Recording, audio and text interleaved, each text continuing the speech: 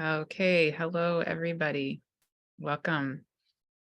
So today I have the great pleasure and honor to be with Anne Baring. And Anne is well known by many of you. And I will start crying from from what I feel about you, Anne. I will just leave it at that I have so much respect and honor for you that I can't speak because I'll just start crying from how much I feel. Thank you. Yeah. And so Anne is here today to talk about some topics that feel so deeply powerful to me. And again, so much emotion is coming up for me. But to give the teeny tiny gist of the topic, and then we'll dive in, I think, to many layers of this. Anne is here to talk about both essentially some messages about the divine feminine that have been coming through, I think, for you personally, Anne, but then also some messages that you are going to be sharing with the world that came through for your mother many, many years ago, and that I think you feel are relevant in this time. And so in a nutshell, I would say probably the topic is that we're going to be discussing the re-emergence of the feminine and the imperative of that, and the urgency and the need for it to happen now. And I don't want to put words in your mouth. Now is the time. Yes. And it is an evolutionary imperative, those two words, an evolutionary imperative that the feminine is recognized and lived and really integrated in our lives now. Definitely. Wonderful. So before we begin, I'll just read your bio for people who don't know you or want a refresher on who you are. Because it is quite remarkable, to say the least. Okay. So Anne Baring has a master's degree and a PH.D. in wisdom studies. Your master's is from Oxford, is that correct? That's correct, yes.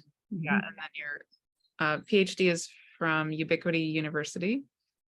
And Anne was educated in England, France, and the United States. She is a Jungian analyst and the author and co-author of 7 books, including with Jules Cashford, The Myth of the Goddess, Evolution of an Image, with Andrew Harvey, The Mystic Vision, and The Divine Feminine. And then also with Dr. Scilla Elworthy, Soul Power and Agenda for a Conscious Humanity. And her latest book, published in 2013 and reprinted in 2020, is The Dream of the Cosmos, A Quest for the Soul. Her book for children, The Birds Who Flew Beyond Time, was based on the Sufi text, The Conference of the Birds, and was illustrated by the late Thetis Blacker.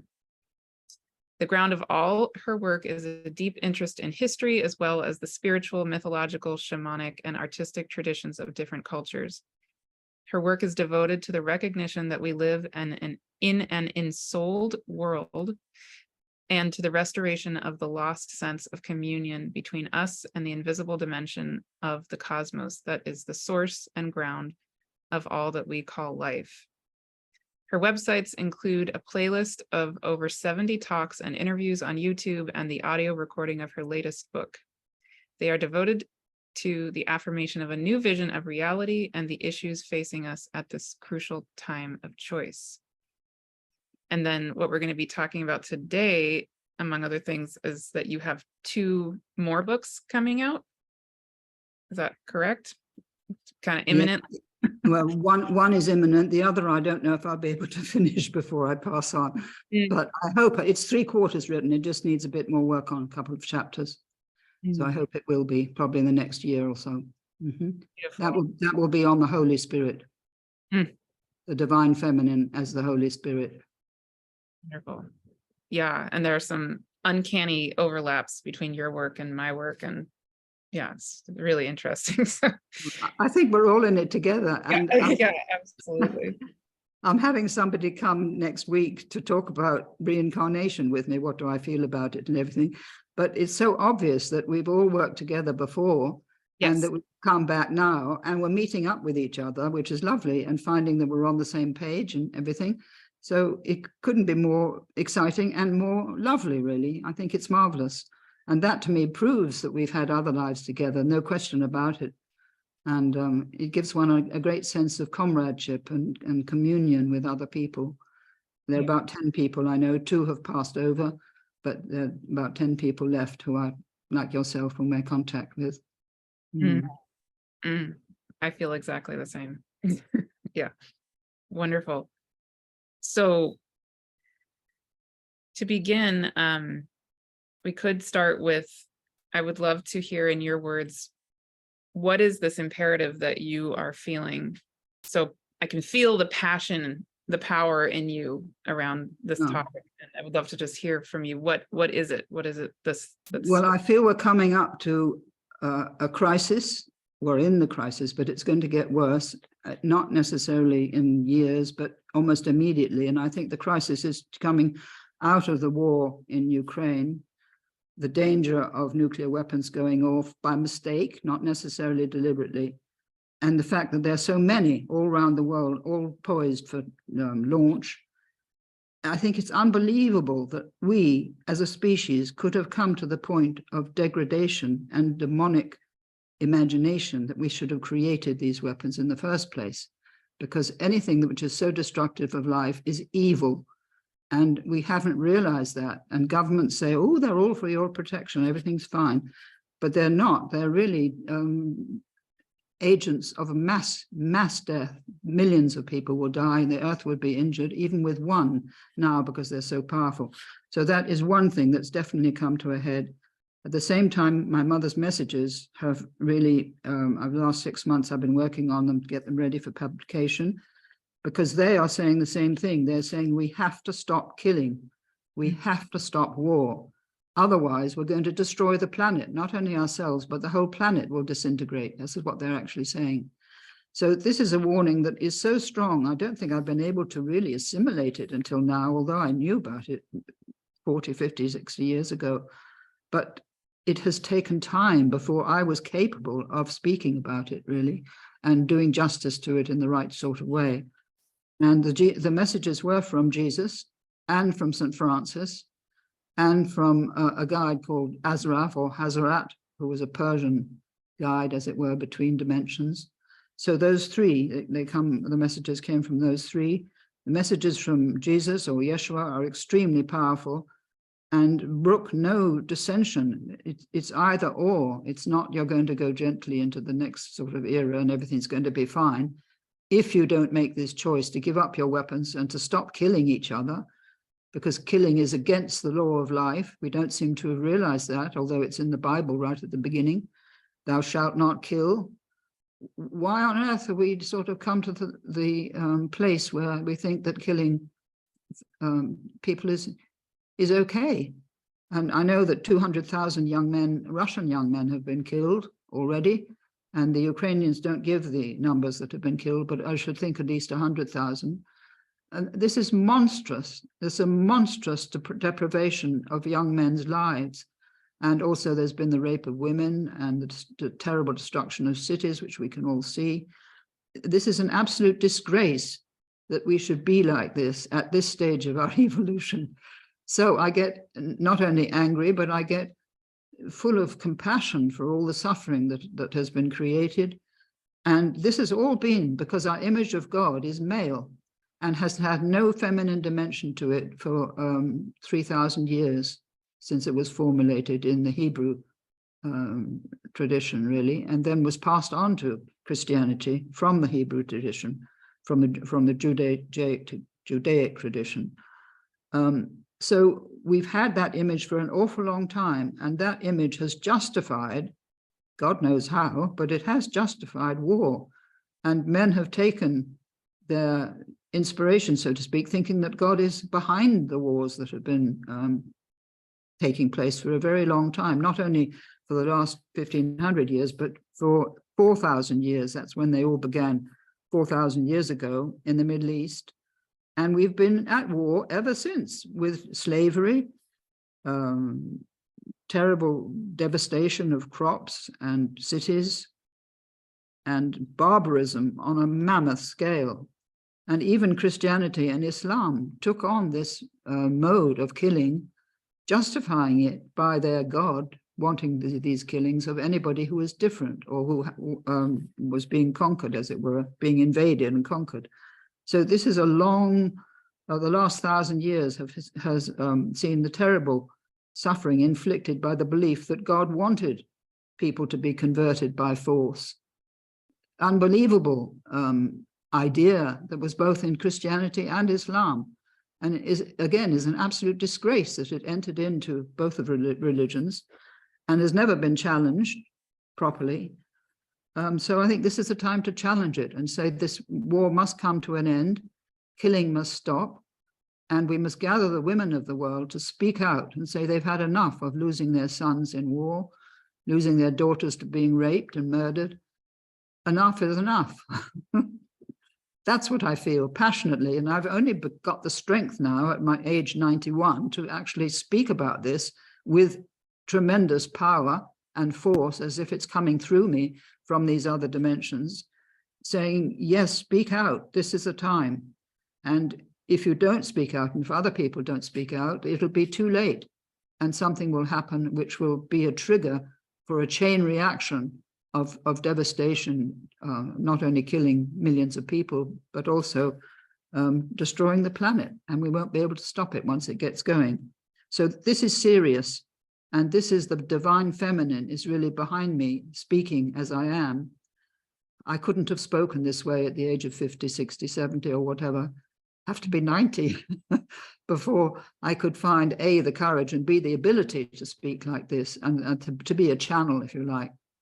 So that's where I know your work comes in, Martha, as well. So this is why probably we've been brought together to share what we've been feeling, and communicate as much as we can with other women, and also with like-minded men who are awake and who would like to participate in this great change, and who are contributing in their own particular way to that change. So I don't want to leave men out of it, but I do want to leave out the men who are engaging in war and thinking it's okay to engage in killing. And because when you give the okay to war, you open the door to horrific barbarism, because you release the old instincts of, what's the word, self-preservation, and any atrocity is allowed when those instincts are released. They take over the psyche. So in that sense, the people who start these wars are possessed. I don't say that the people who are invaded are possessed, but certainly the people who start them are possessed, and they can't stop really, because the thing takes over, and then evil enters in and takes over too, because evil likes nothing so much as to see that sort of thing happening, and ultimately would like the destruction of the planet. So it is involved in everything that is Jesus called the ruler of this world, or the master of this world. He uses those two terms, and he called it Caesar as well. And it's the mentality that thinks that anything is all right, so long as it gives one power. That is the key word. It's the acquisition of power that comes under the heading of the master of the world. And we've suffered with this for thousands of years. We've had to endure it because we didn't know how to stop it. We didn't know how to control it. And there was nothing that could really come in and save us, although the greatest teachers, the Buddha and Jesus and Muhammad, I'm sure as well, all taught that this is wrong, that we cannot go on killing each other and thinking that it's fine, coming out victors. Obviously, people who've been invaded want to fight back. Obviously, we had to fight back against Germany in the First and Second World Wars, but those wars need never have come about if people knew what you and I know, that taking life is against the law of life. You are not allowed to do it. Period. Right. Okay. Now, shall I read this prayer of the Holy Mother at this point? Yeah, sure. I would love that. Would that be a good, I think that's a good juncture to do it, because the Holy Mother is the presiding image for this coming age that we're moving into, the Divine Mother, who should have been called the Holy Spirit. We had a male Holy Spirit in Christianity because they didn't know any better in the 4th century than to make all the aspects of God male. But there's always been a Holy Spirit in Judaism and in Kabbalah. I don't think about it in Islam, and I don't think it exists so much. It exists, yes, it does exist in Buddhism, and you have Kuan Yin. So there's always been a feminine principle there in the background, but it hasn't been made fully conscious. And now is the time when it has to become conscious. So I'll read this prayer of the Holy Mother or the Holy Spirit. Gather my tears in your hands, bathe your eyes in their sweetness. For in my tears lies no bitter salt. Rather like honey or like dew will you feel them as you take them to your face and heart. They are the tears of womanhood, shed for the cruelty and blindness of man. They are the tears of motherhood, shed for the useless death of her sons. Each time I see cruelty, greed, or senseless destruction, I shed these tears, hoping that they will melt the harshness and the greed of man. I weep when I see the gifts of life so shamelessly laid to waste. Oh, let my tears blind those who want to shed their brother's blood, soothe those who are wounded in battle, melt the heart of Cain, ever ready to murder Abel. Oh, listen to my voice, and let the gentle sound of pity cling to your devoted hearts.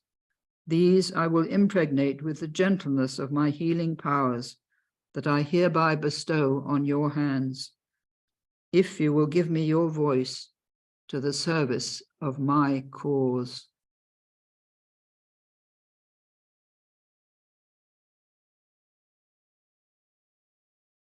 Beautiful. Powerful and so clear. No two ways about it. Did that come through you? No, my mother. Mother. So it's been 80 years since she received it, probably. But now is the time to speak out about it and to speak out with it. Would you feel comfortable telling us a little bit about your mother and who she was and why you are speaking for her? You told me a bit about her a year ago. And yes, well, she was a poet and an artist, and she was American, fully American, and brought up in America with American mother and father. And she moved to France when she was about 18, and then she spent 2 or 3 years in France, and she met my father and married and lived in England after that. But during the war, she was in America. She was in New York when the messages first came through. And so that's really where they started, although she moved back to England at the end of the war and resumed her life there. And the messages continued until roughly 1965. They were written by a French friend of hers who was always with her when she received them, or she sat by the French friend and the French friend did the writing. And then together they would type them up and transcribe them. So that in French, the friend was French and my mother obviously was American, but they each in French and English, they transcribed them. And so they sat there really all through my teenage years. I knew about them. And then my mother didn't know quite, the messages were preparing her for this great period that we're entering now, really, but there's no time in the other dimension. So what seems specific time in our time is not so in the other dimension. It's just applicable to our time too, or any time really. So she didn't know how to prepare, because at that time women had no voice, women had no power whatsoever. They were wives or daughters or grandmothers, but they had no voice. And so she couldn't really give them out. No publisher would have touched them at that time. She couldn't speak about them because she would have been ridiculed. And the same with me when I went to Oxford and all that sort of period in my 20s, I couldn't speak to anybody about them because at that time, nobody believed in God anymore. In the sort of university atmosphere, it was all about the scientific materialism and the fact that there was no God anymore. We didn't need God, we didn't need the soul, and we just got on with material reality, and that was all there was. So I couldn't speak about them until now, really, when I do feel that it is the time. It wasn't the time earlier, and so I'm very pleased that I have a publisher who's willing to publish them, who did The Dream of the Cosmos as well. So he understands the material. And what my mother wanted was people to know that the other dimension was there all the time, and that we could contact it if we took the trouble to be quiet and to listen, as you listen, Martha, and as I think I listen. And the teaching will come through if we open our heart to receive it and don't block it off with ridicule or doubt and say, oh, well, this is nonsense, or this is not for me, because this is what has been done, unfortunately, by the church. They didn't allow these channel messages to have any influence at all. Any shamanic influence was absolutely taboo. And so they went on with teaching about Jesus in the Christian tradition and thinking that they were serving him when they weren't. It isn't enough to say the prayers. It isn't enough to take communion if you're going to go out and kill somebody the next day. There's no point in doing that if you're going to go into the old pattern, what I call the old story, and repeat the old story endlessly. So you have to move into a new story where you really pay attention to what Jesus was saying and the Buddha was saying about compassion and about becoming more conscious of where we've gone wrong or where we are likely to be taken over by evil without being aware of it. So all that needs to come back, quite a different kind of teaching, quite a different kind of understanding, and a communion, a real communion with the divine ground, which is, we are within it all the time. It exists in light and love. Those are the two things that it is, and we are part of that light and love. So we've been worshipping what we've been part of for thousands of years without realizing that we are part of it. And this new understanding is coming through, that God is not something up there or far distance, but we are within the being of God all the time. So this takes a new kind of adjustment, a new way of thinking, a leaving of the old idea of God as something transcendent and distant, and a realization that everything we see, everything we are, including all the people we're killing, are part of God. They're our brothers and sisters. They are part of God's body, if you like. So this is what came through in my Dream of the Cosmos, but now I can speak about it more openly, perhaps, than even in the book. And since the Gospel of the Beloved Companion has been published, which is the Gospel of Mary Magdalene, the authentic gospel that she wrote during the mission that she shared with Jesus, and it shows without any doubt at all that she was married to him, and he appointed her teacher to the disciples just before the Last Supper. So if people listening can get that book, it was published in 2010 by a French publisher, but it's going to be republished shortly with a new introduction. So it's called The Gospel of the Beloved Companion. And beloved, the word companion in Greek is koinos, or koinonos, which can also mean wife. But the translator used the word companion because it seemed to go better for the time that we're in, really. The beloved companion. And this comes through, his teaching is so clear in that gospel, more clear than it is in the other gospels, because it's direct, it's immediate, because she wrote down what was happening immediately at the time, so to speak. And she took the gospel with her when she went to France. She left Palestine, went to live in Alexandria for a while, and then moved to France and spent the rest of her life in France and died there. So I know about all this because I've traveled a great deal in France, in that area where she taught and where she lived. And strangely enough, my mother moved to that part in the 1960s. So she also was aware of this, although she wouldn't have known about the gospel at that time, since it was only published in 2010. But this is coming, that is part of this new thing of the divine feminine coming back into human consciousness. And Mary Magdalene was sort of co-teacher, as an Essene teacher, because they both were trained in the Essene tradition of the first temple of Jerusalem. That's very important.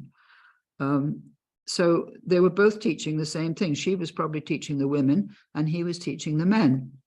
Although they were obviously both together. I mean, men and women were together in many of his meetings where he was teaching them.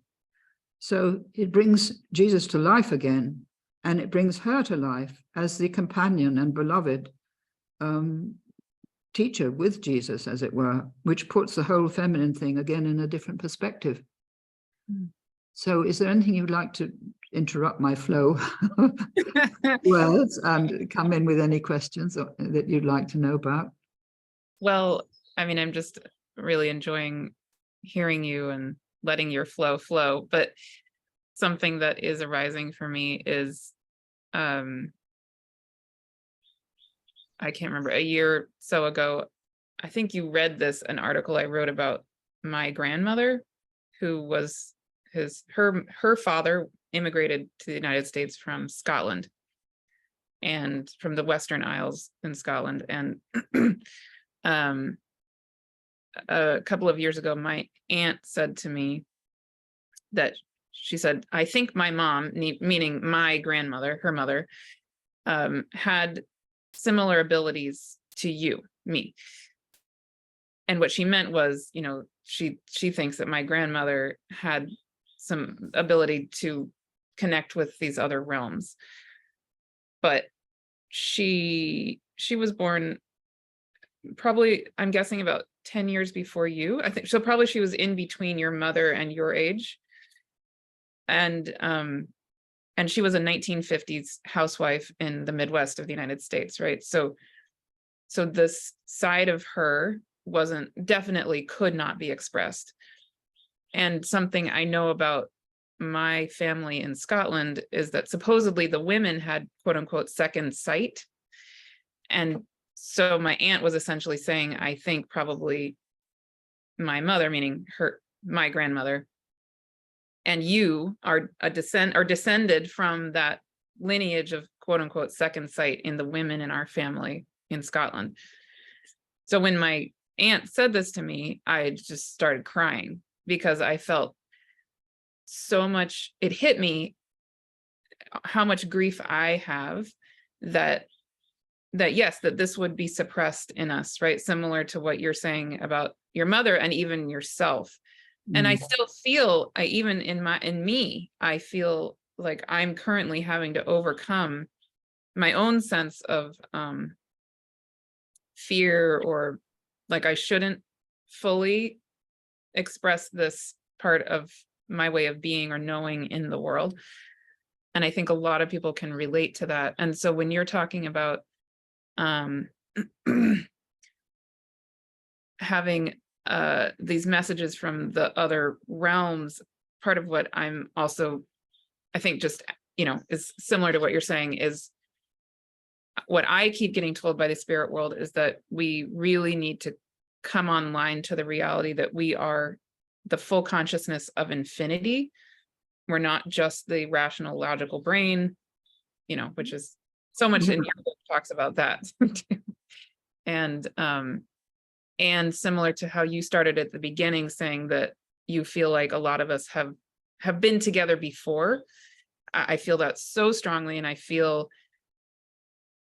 just know that we were, I don't know about you and me specifically, but wouldn't surprise me. I know that so many of us were, whatever it is, the nuns in the caves in Tibet, or the wisdom keepers, that our whole bodies and our whole beings know how to be in this state of being that is really one with infinity, and therefore in direct contact with the wisdom of the divine and the reality of what life actually is, and that life is sacred, life is whole, that anything that violates that is not in integrity with what life is. So that's what, I don't exactly have a question, it's more that's just what's arising. No, that's exactly what I feel, because if only people knew that they were part of infinity and they were part of the divine ground, that they were divine beings, essentially, they would be able to expand their understanding of what it is to be human, which also is to be part of this divinity. It's not that we're just humans stuck on this planet in the universe and nobody knows about us. We are really blessed in a way by being part of the divinity of the whole cosmos and being part of the divine ground, even if we don't know it yet, but it's there in possibility, as it were. We need to just think about it and grow into it calmly and wisely, and also speak to it, saying, please, I'm just beginning to understand what I am. Will you help me understand more? Will you help my consciousness to grow? And will you make me whole, really? That is the thing, to become whole. And also to know that we all are part of the whole. We're not separate bits, as it were. We are all integrated as one in this divine ground. Yeah. This is a difficult concept to grasp, but somebody called Jude Curran does it very well in her new book called The Story of Gaia. So we've grown out of the universe, so to speak, over billions of years, and we've now reached the stage we're at, where we're just beginning to reconnect with where we've come from and with what we've come from. And we've had our religions, but they haven't taught us the things that we need to know now. And in many ways, because of the way they behaved with killing other people and doing dreadful things, they lost the plot. So they couldn't go on saying that God loves you when they were not behaving with love towards other people. Yeah. They were contradicting the message they were giving out all the time. So this all has to be set right in whatever way we can, but basically by understanding that we're cosmic beings and we're here for a purpose on this planet, which is a very special planet, apparently, and very much watched over and hoped that, it said in the messages that they hoped that the planet would complete its evolution and join the circle of other planets who've already completed their evolution. So there's a plan, an evolutionary plan, which this planet is part of. And that too, I think, is reassuring, that we're not living in nothingness, going nowhere, in a meaningless universe which has no consciousness, but we are in a ragingly conscious cosmos. I mean, extraordinary conscious, far beyond our capacity to understand. But we can make the beginning now and just open our minds to the fact that things are very different from what we've been taught, and that our behavior has not lived up to what we've been taught and has to change. I'm actually holding a session on war with 4 other people, including Jude Cashford, in a week's time. And in that, I hope to appeal to women all over the world to join us, really, in not a crusade, but in a great movement of total rejection of war, total rejection of nuclear weapons and any other weapons, biochemical weapons, and also to look at how we treat the body, because the body has been treated in a very mechanistic way. It's been looked on as a mechanism, rather like the universe has as well. And we need to treat it as something holy and sacred, just like the earth is sacred, as you just said. So we're in a sacred environment, and the body itself is part of that sacred environment.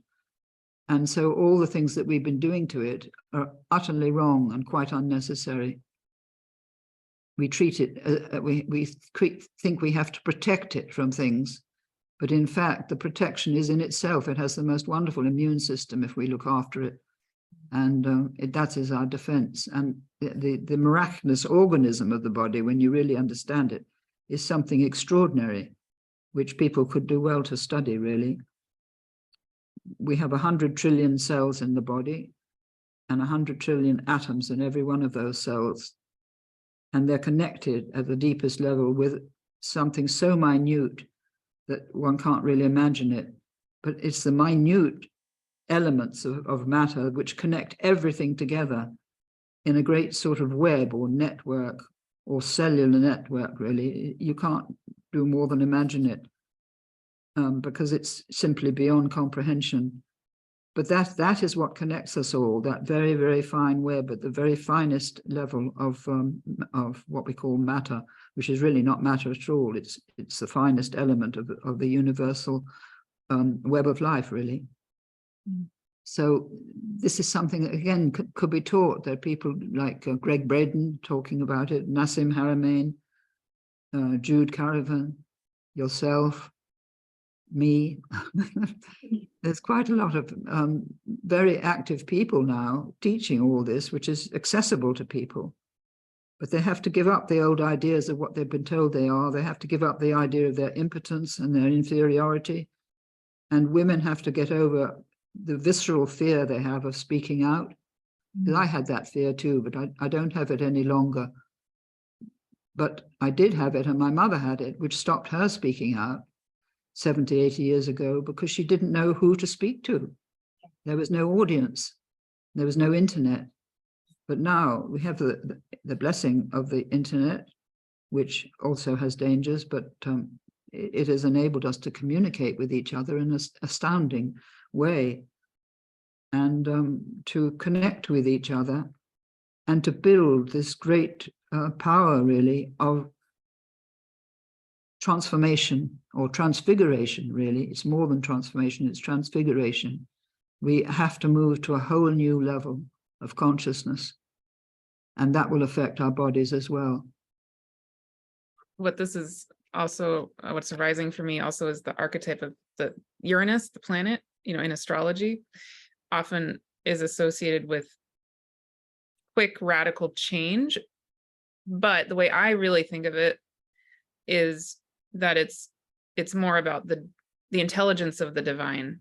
So when you're talking, you know, and you're saying we need to stop doing this violent way of being and move to something that is actually in integrity with life, etc. That could be heard as we need to violently reject the violence, right? Like push it away and move to something else. And I don't think that's what you're saying, but what feels more, what feels important to name from my perspective on it, I think would fit with yours, is more this Uranian energy of just simply aligning with what already is, just aligning with the vibration of the divine, radically, fully, completely, right?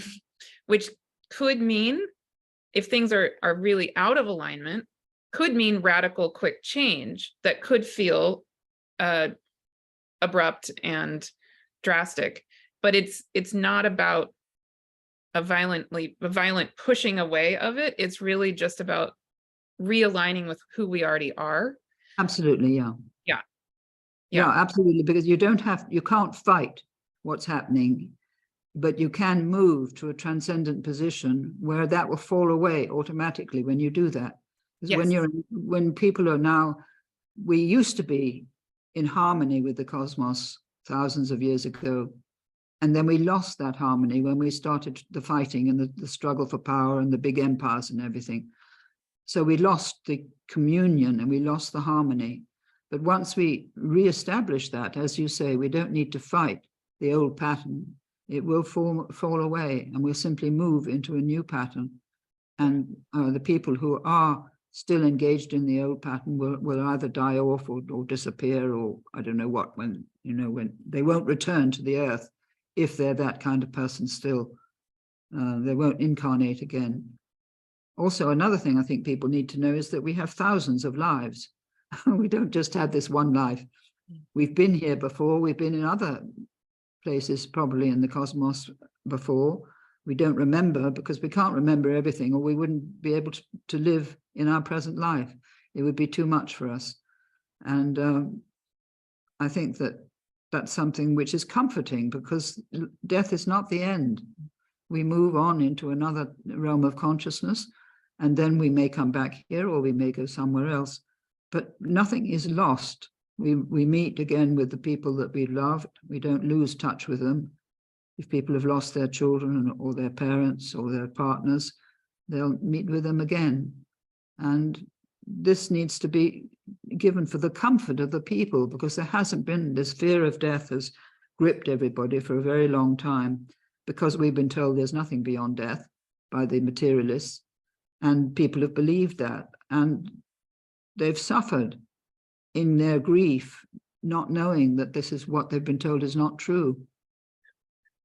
That's something that Heather Ensworth talks a lot about, and she talked about in the interview I did with her for this symposium also. And I know you two are good friends and are on very similar pages in lots of ways. Yeah. Mm-hmm. Yes, because there's so much fear that has gripped people, fear of doing wrong, fear of dying, fear of not sort of knowing what to do in moments of great tribulation and suffering. So that again, as you move into a feeling of trust, knowing that you're held by this eternal ground and loved by it, that fear and confusion begins to dissipate, begins to go, definitely. And this is all part of the divine feminine, bringing back that trust in life rather than the fear of life and the fear of God. Yeah. But more the trust in this living being that we are part of, which is just so extraordinary, really. I have one more question, if you're up for one more question. Do you have a sense of what has helped you feel able to speak out now? What has felt supportive to you? I think having accomplished what I have done with my books, having given a great many talks over the last 20, 30 years, I'm just sure of what I'm saying. I trust what I'm saying.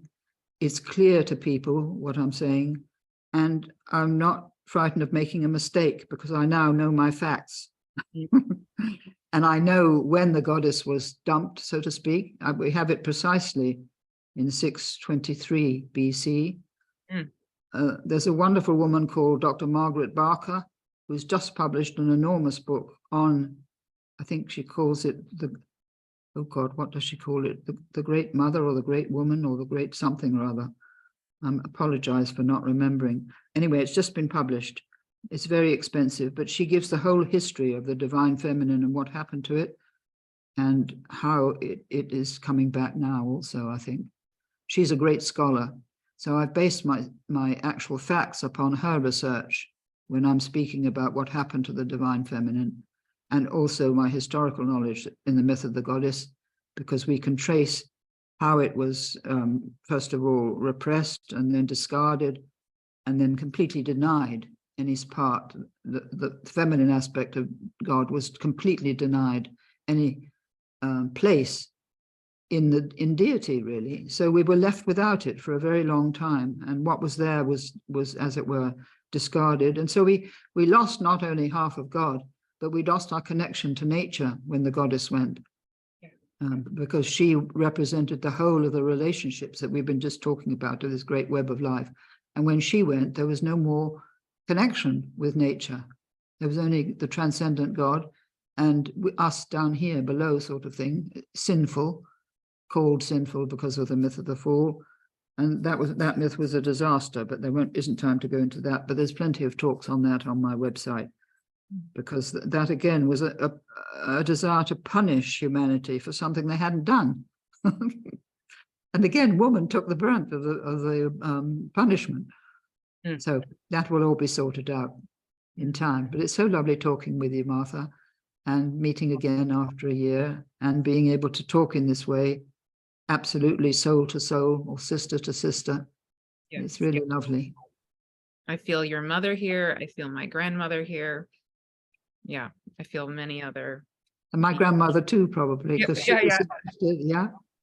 was a feisty soul. She would have got up there and done something too. But they Wow. couldn't at that time. They had no way. And also they were frightened of being accused of being witches, that all that sort of thing, still going on in Scotland anyway, quite low. Wow. So there we are. It's been a long journey, but we're getting there. Yes. And thanks, to your work, and yeah, so much. Again, I could just start crying from the gratitude and the honor I feel for you. Yeah. Thank you. Yeah. Is there anything you would like to share with people about the work you're doing with the mothers and grandmothers against war, if that's the right name for it, or any? It's a petition really to the mothers and grandmothers to speak out against war. It's just a one-page petition. We'll be showing it probably on that session with Jim Garrison on Humanity Rising. We don't know quite how to take it further because we haven't got a website where people can sign or anything like that. We haven't got our act together yet, but it will come together, and we're being guided. I know we are. I was contacted by a woman called Liz Williams in America, who started the idea and said, "What do you feel about this?" And I said, "Absolutely, this is the moment."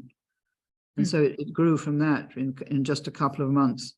But I do feel that women are they're silent because they don't know how to speak. They have no channel that they can speak through, which would represent all women, all mothers, all grandmothers, wanting to put an end to this suffering, which is so unnecessary, and not losing their sons and their grandsons anymore to the obscenity of war. Well, I'm happy to support in any way. So if there's a link that I can share or anything, let me know. Thank you very much. We'll get around to that as soon as we can. Thank you. Yeah. Wonderful. And then, so the book of your mother's writings will be coming out soon? I think in the next 2 or 3 weeks, and it will just be called Messages from a Transcendent Dimension with my name. So you'll be able to find it on Amazon under my name.